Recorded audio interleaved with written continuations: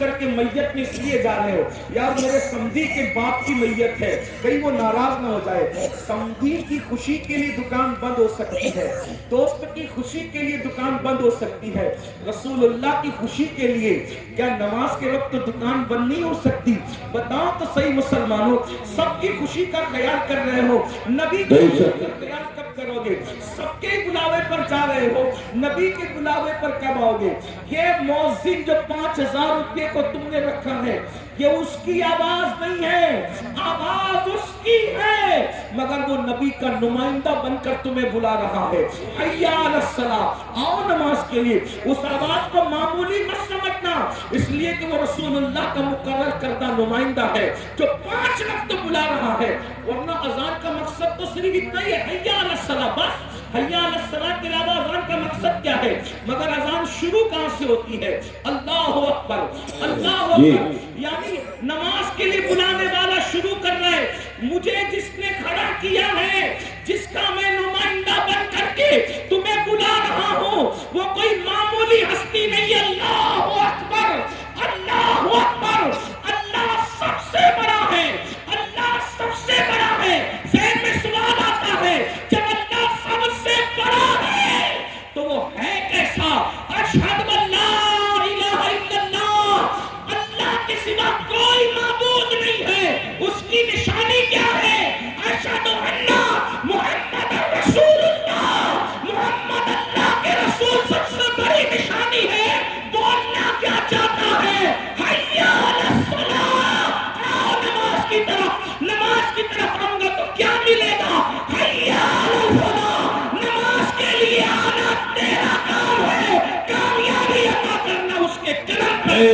نعرہ تکبیر, نعرہ تعارف, مسلک اعلیٰ حضرت اولاد رسول حضرت سید امیر القادری صاحب قبلہ.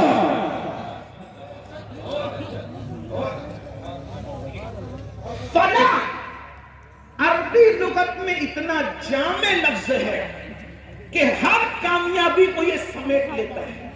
جس میں ہر کامیابی آ جائے اسی کو فلاح کہتے ہیں. فلاح سے بڑھ جامع کامیابی کے لیے کوئی لفظ نہیں ہے. اور اذان میں مقرر ہے حی علی الفلاح.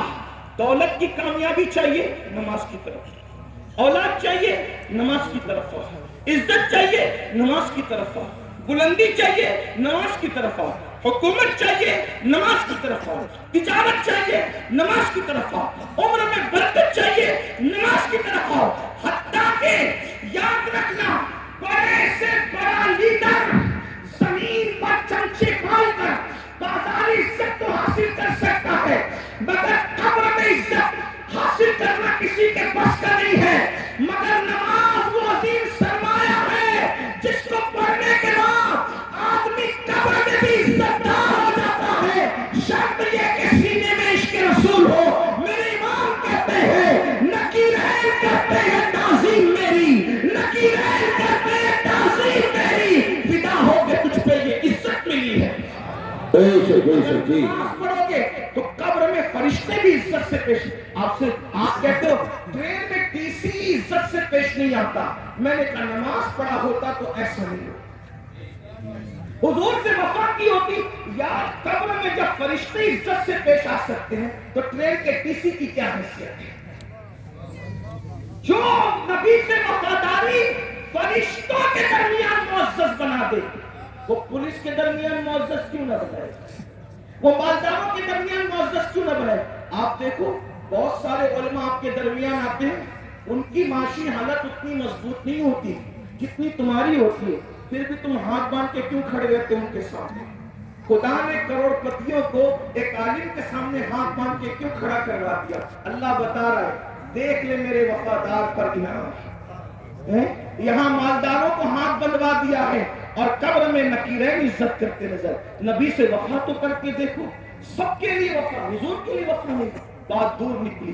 عرض کر رہا تھا ابتدائی دور ہے اسلام کا, مدینہ منورہ میں